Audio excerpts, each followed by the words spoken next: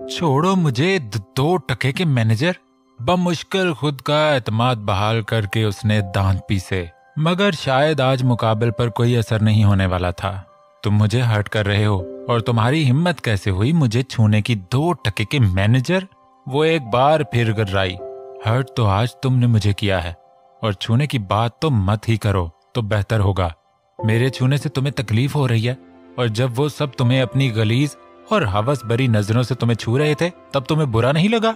चांद का लहजा इस कदर सर्द था कि मिशी को अपनी रीढ़ की हड्डी में सनसनाती लहर दौड़ती महसूस हुई। मैं जो कुछ भी करूं, कुछ भी पहनूं, इसे तुम्हें कोई भी मतलब नहीं होना चाहिए।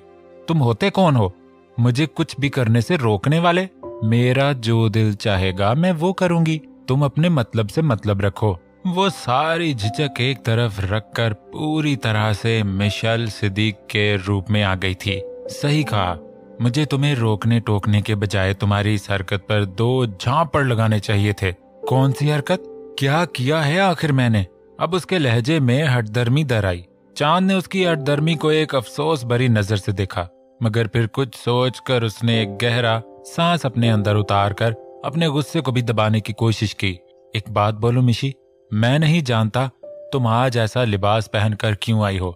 जरूर कोई बड़ी वजह रही होगी, क्योंकि जितना मैंने तुम्हें जाना है तुम अय्याश हो सकती हो, बदलिहाज, बदतमीज, सब कुछ हो सकती हो, मगर तुम लड़कों को अपनी तरफ मायल करने वाली नहीं हो। और यही बात तुम में सबसे अच्छी है। जब तुम्हारी तरफ कोई बिला वजह देखे तो उसका मुंह तोड़ते मैंने तुम्हें अपनी आंखों से देखा है। फिर आज तुम ऐसा लिबास पहनकर क्यों आई हो ये मैं ना जानता और ना ही जानना चाहता, मगर ये बैकलेस और स्लीवलेस ब्लाउज, इतना जालीदार पल्लू, ये सब यहाँ के हर आदमी के लिए दावत नजारा है। तुम्हें या फिर किसी भी लड़की को इस तरह मर्दों से भरी महफिल में कम अज कम इस तरह का लिबास जेब नहीं देता।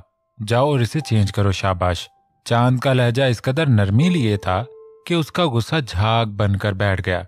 हाँ, प्यार से कोई उससे जान भी मांग सकता था, मगर गुस्से में इस कदर हट धर्मी पर उतर आती थी कि फिर किसी के बस की बात नहीं थी उससे कोई भी बात मनवा ले। उसके चेहरे पर नरम तासरात और लबों पर मुसलसल खामोशी देखकर चांद ने आस्तगी से अपना हाथ उसकी कमर से हटाया। किसी ट्रांस की कैफियत में वो वापस अपने कमरे की तरफ बढ़ी और उसकी यही हरकत चांद को अंदर तक सरशार कर गई। एक खूबसूरत मुस्कुराहट ने उसके चेहरे का अहाता किया। इतने अच्छे अच्छे काम न किया करो, ये दिल पहले ही तुम्हारे इश्क की मर्ज में मुब्तला है। इस तरह हर बात मानोगी तो बहुत जल्द ये मर्ज लाइलाज हो जाएगा। खुद में ही बड़बड़ा कर उसने बालों में हाथ घुमाया, जबकि मुस्कुराहट अभी भी उसके चेहरे से जुदा न हुई थी, मगर यही मुस्कुराहट किसी के दिल पर तेजाब का काम कर गई थी। 2 आंखों ने जहर खुंद नजरों से उसकी मुस्कुराहट को देखा। ज्यादा देर नहीं रहेगी तुम्हारे चेहरे की ये मुस्कुराहट। दरख्त के पीछे छुपा साया मुंह ही मुंह में बड़बड़ाया। किसी अनजाने एहसास पर चांद ने तेजी से पीछे पलट कर देखा, मगर उससे भी कहीं ज्यादा तेजी से वो साया वहां से गायब हो चुका था। बस अब ये काम शुरू रखना तुम। ब्लैक कोट पैंट और वाइट शर्ट में उसे तैयार होता देखकर शम्स साहब ने मुंह बिगाड़ा। बूढ़े दादा का तो कोई ख्याल नहीं तुम्हें। कितना कहा था लीजा से शादी कर लो। अगर तुमने 5 साल पहले लीजा से शादी कर ली होती तो आज कम से कम मेरे इर्द गिर्द 4 पोते पोतियां होते। मैं बिल्कुल भी इतने बड़े घर में अकेला ना होता। शम्स साहब ने हमेशा वाला दुखड़ा एक बार फिर रोया। ग्रैंडपा, आप क्यों बार बार ये बातें दोहराते हैं, जबकि आप अच्छे से जानते हैं कि आपकी होने वाली बहू कौन है? मुस्तफा ने टाई की नाट बनाते हुए जवाब दिया। आईने में शम्स साहब का तपा चेहरा देखकर हंसी भी आ रही थी। जानता हूँ, मगर असवद मलक तुमसे अपनी बेटी की शादी करवाएगा, इस बात की कोई गारंटी नहीं है, क्योंकि हम चाहे इस बात से जितना भी इनकार कर लें, मगर ये सच है तुम्हारे और उसकी बेटी की उम्र में बहुत फर्क है। तो क्या हुआ जो वो फर्क ज्यादा जाहिर नहीं होता, मगर फर्क है तो। मुस्तफा के मुसलसल चलते हाथ एक पल के लिए रुके। चेहरे पर कुछ पल के लिए इस्तराब की परछाइयां छा गईं, मगर फिर अचानक ही इस इस्तराब की जगह इत्मीनान ने ले ली। उसकी आप फिक्र न करें ग्रैंडपा, आपको आपकी बहू इसी साल मिलकर रहेगी, ये वादा रहा। आप भी वादा करें, दोबारा भूले से भी लीजा का जिक्र नहीं करेंगे। अभी आप आराम करें, मैं आज एक पार्टी में जा रहा हूँ, जाना बहुत जरूरी है, वरना आपको अकेला छोड़कर कभी ना जाता। मुस्तफा ने उन्हें इत्मीनान के साथ सोने की भी तलकीन की। मगर मैं तो यहाँ अकेला था सारा दिन, और अब भी तुम भी पार्टी में जा रहे हो। उन्होंने एक बार फिर मुंह बनाया। आप फिक्र ना करें ग्रैंडपा, कल को आपके इर्द गिर्द बिल्कुल अकेलापन और खामोशी नहीं रहेगी। वो कैसे? अब की बार वो हैरान हुए। ये सरप्राइज है ग्रैंडपा। मुस्तफा ने मुस्कुरा कर उनके हाथ पर दवाइयां रख के पानी से भरा ग्लास उनकी तरफ बढ़ाया। अब मैं चलता हूँ ग्रैंडपा, अब आप सुकून से जी भर कर नींद लें ताकि सुबह के सरप्राइज को अच्छे से एंजॉय कर सकें। इनसे मिलें आप सिद्दीक, ये हमारे न्यू बिजनेस पार्टनर हैं। नीलम ने उन्हें अपने सामने खड़े आदमी की तरफ मुतवज्जा किया, जिसकी उम्र तकरीबन 35-40 साल थी। शक्ल और कपड़ों से भी वो इंसान काफी डिसेंट लग रहा था, मगर उन्होंने एक अरसा अपने बिजनेस को दिया था। हर छोटे और बड़े बिजनेसमैन तकरीबन वो सभी को जानता था, मगर ये इंसान कौन सा बिजनेसमैन था ये उन्हें याद करने से भी याद नहीं आ रहा था। मगर नीलम, हमने इनको पहले कभी नहीं देखा। बिल्कुल सिद्दीक, इनको आपने पहले देखा भी नहीं होगा। ये अनवर इब्राहिम है, हमारी इनसे मुलाकात बहुत पहले हुई थी। ये नए नए बिजनेस में आए हैं और हमारे बिजनेस में इन्वेस्ट करके हमारे साथ बिजनेस करने में इंटरेस्टेड हैं। फिक्र न करें, मैं इनको बहुत अच्छे से जानती हूँ। आप इन पर भरोसा कर सकते हैं और मैं कभी भी हमारे बिजनेस के लिए घाटे का सौदा नहीं करूंगी। आपको मुझ पर भरोसा है ना? नीलम ने अब की बार मासूमियत की इंतहा कर दी, जिस पर सिद्दीक साहब मुस्कुरा उठे। आप पर तो हमेशा से ही भरोसा है, तभी तो हमारा इंतखाब आप रही हैं। Nice to meet you mister Siddique. Anwar ने मुस्कुरा कर अपना हाथ उनकी तरफ बढ़ाया, मगर इससे पहले कि वो अनवर का हाथ थामते, उनकी नजर सामने से आते मुस्तफा शाह पर गई। उसे देखते ही उनके चेहरे पर एक जानदार मुस्कुराहट आन ठहरी। Welcome welcome welcome young man, कब से आपका ही इंतजार था। पार्टी में असल जान तो अब आई है। बिना अनवर से हाथ मिलाए सिद्दीक साहब मुस्तफा का वेलकम करने के लिए खुद आगे बढ़े। अपने इस इंसल्ट पर अनवर ने मुट्ठियां भींचकर कहर बरसाती नजरों से नीलम की तरफ देखा। चांद? सिद्दीक साहब ने चांद को अपनी तरफ मुतवज्जा किया। Yes sir. उनके बुलाने पर चांद सिद्दीक साहब की तरफ बढ़ा। ये हैं मुस्तफा शाह, कल ही फॉरेन से आए हैं। यही हैं वो जो हमारे बिजनेस के 55% के पार्टनर हैं। अपने पेरेंट्स के बाद इन्होंने ही अपने बिजनेस को इतनी बुलंदियों तक पहुंचाया है, और 5 साल पहले जब हमारा बिजनेस डूब जाने के किनारे पर था, तब इन्होंने ही हमारे शेयर्स खरीदकर हमारा बिजनेस डूबने से बचाया था। एक तरह से अब ये भी तुम्हारे बॉस हैं। सिद्दीक साहब ने काफी इश्तियाक से मुस्तफा का तारुफ करवाया। Yes sir.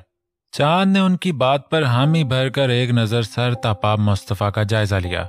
सहर अंगेज और रोबदार पर्सनालिटी के हामिल मुस्तफा शाह से मिलकर चांद को खुशी हुई, मगर चांद को वो इंसान और उसकी शख्सियत एक राज की तरह लगी। नीली आंखों में ढूंढने से भी कोई खुशी या गम का तासुर नहीं मिल रहा था। अनवर भी घूमकर मुस्तफा की तरफ मुतवज्जा हुआ। Hello mister Mustafa Shah. अनवर ने खुशदिली से उसकी तरफ हाथ बढ़ाया। Nice to meet you mister Mustafa. Anwar ने अपना बढ़ाया हाथ दोबारा ऊंचा करके उसकी आंखों में देखा। मगर मुझे तुमसे मिलकर खुशी नहीं हुई। मुस्तफा ने यह सिर्फ दिल में सोचा। बिना कोई तासुर दिए मुस्तफा ने उसके हाथ में पहनी अंगूठी की तरफ देखा और उसका हाथ अपने हाथ में लेकर मुसाफा किया। पार्टी अपने अरूज पर थी। हल्के हल्के म्यूजिक में जहां कुछ कपल स्टेज पर अपने अपने पार्टनर्स के साथ डांस में मगन थे, वहीं कुछ औरतों और मर्दों की टोलियां अपनी अपनी बातों में मगन थीं। चांद को इस बात की तसल्ली थी कि मिशी ने पहली बार उसकी बात का मान रखा। तभी उसके चेहरे पर एक नर्म और हल्की सी मुस्कुराहट का तासुर छाया हुआ था। उसके चेहरे को जहां 2 आंखें जान लुटा देने वाली नजरों से देख रही थीं, वहीं 2 आंखें उसका तंजिया मवाजना कर रही थीं। एक तरफ बैठा मुस्तफा शाह भी वहां मौजूद हर इंसान को बड़ी फुर्सत से नापने में लगा था, मगर उसकी निगाहों का हकीकी मरकज अनवर ही था। जैसे ही अनवर ने पार्टी से जाते हुए बाहर का रुख किया, मुस्तफा ने भी सिद्दीक और बाकी सबसे अलविदा ली। थोड़ी दूरी के फासले से उसकी गाड़ी अनवर की गाड़ी का पीछा करने में लगी थी। उसकी गाड़ी तेजी से अनवर की गाड़ी का पीछा कर रही थी। जितनी जितनी स्पीड गाड़ी की बढ़ रही थी, मुस्तफा का गुस्सा इससे ज्यादा बढ़ रहा था। सख्ती से भींचे जबड़े, कनपट्टी की उभरती नसें, शदीद गुस्से का पता दे रही थीं। बार बार स्टीयरिंग पर गिरफ्त मजबूत करके वो अपने गुस्से को कंट्रोल करने की कोशिश में लगा था। दिमाग में एक बार फिर से वही चीखें गूंजने लगी थीं। बिलाखिर उसने एक झटके से गाड़ी रोकी, क्योंकि अनवर की गाड़ी एक होटल के सामने आन रुकी थी। तभी उसने भी कुछ फासले पर गाड़ी को रोका। ये एक लग्जरी होटल था जहां बैरून मुल्क और दूसरे शहरों से आने वाले बिजनेसमैन स्टे करते थे। अनवर की गाड़ी अंदर जा चुकी थी। कुछ देर वहीं खड़े रहने के बाद अनवर होटल के अंदर चला गया और उसी के साथ मुस्तफा ने भी गाड़ी से निकलकर उसी होटल की तरफ अपने कदम बढ़ाए। मैं यूं ही नहीं पाकिस्तान आया, मुझे इन सब का बुरा वक्त यहाँ लाया है, दिल में सोचते हुए वो होटल के अंदर दाखिल हुआ। रिसेप्शन पर बैठी लड़की को देखकर वो कुछ लम्हे सोच में पड़ गया, मगर फिर होटल के नाम पर नजर पड़ते ही उसने अपने कदम दोबारा आगे बढ़ाए। अस्सलाम वालेकुम। वालेकुम अस्सलाम। जी बोले, मैं आपकी क्या मदद कर सकती हूँ? उस लड़की का अंदाज खासा प्रोफेशनल था। यस, आप अपने मैनेजर को कॉल करके इन्फॉर्म करें कि मुस्तफा शाह उनसे मिलने आए हैं। Okay sir, just wait for 2 minutes. Mustafa ने इस बात में सर हिलाकर एक हाथ पैंट की जेब में डालकर नजर चारों इतराफ में घुमाई। सर, आप अंदर जा सकते हैं, मैनेजर का ऑफिस। उस लड़की का जुमला मुकम्मल होने से पहले ही मुस्तफा आगे बढ़ चुका था। उसकी इस हरकत पर लड़की को काफी हैरत हुई, मगर फिर कंधे उचकाकर दोबारा अपने काम में मशगूल हो गई। ये क्या हो रहा है आज सुबह सुबह घर में? चारों इतराफ में नौकरों की भाग दौड़ देखकर उसने अब्बासी ली और दोनों हाथ हवा में बुलंद करके अंगड़ाई लेने के साथ गर्दन चारों तरफ घुमाई। सीढ़ियां अबूर करके छोटे छोटे कदमों से अपने और असवद के दरमियान का फासला मिटाया। अस्सलाम वालेकुम डैड, गुड मॉर्निंग। दोनों बाजू उसके गिर्द हायल करके रूप ने अपना सर उसके सीने पर टिकाया। अभी भी नाराज हैं आप मुझसे?